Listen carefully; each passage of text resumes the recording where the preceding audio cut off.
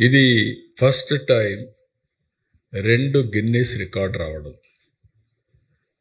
దగ్గర 22,000 మంది tribal students 108 సూర్య నమస్కారాలు 108 నిమిషాల్లో ఒకేది ఇక్కడ చేసి సైమల్టేనియస్ చేసి ఒక చరిత్ర సృష్టించారు.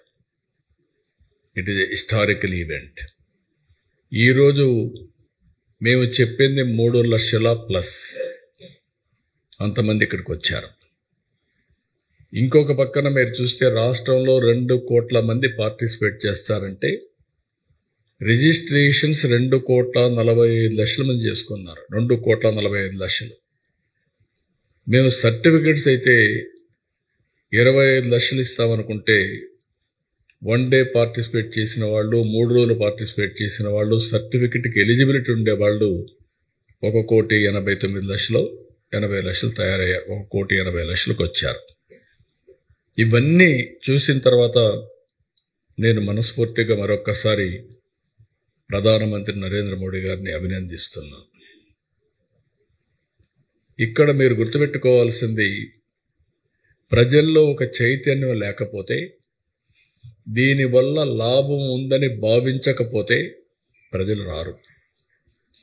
అందులో తెల్లవారుజామున 2 గంటలకు లేచి ఇక్కడికి వచ్చి యోగా చేయాలి, సంఘీభావాన్ని తెలియచేయాలని ఎవరు ఊహించరు, రారు కూడా. మనం బలవంతంగా తీసుకొచ్చినా రారు.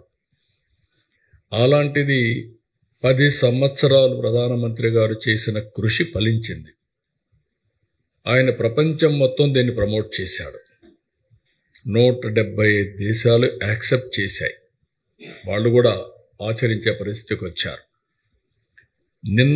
ఈరోజు ఒక్క రోజున మీరు చూస్తే 12 లక్షల లొకేషన్స్, 10 కోట్ల మంది భాగస్వాములయ్యారు.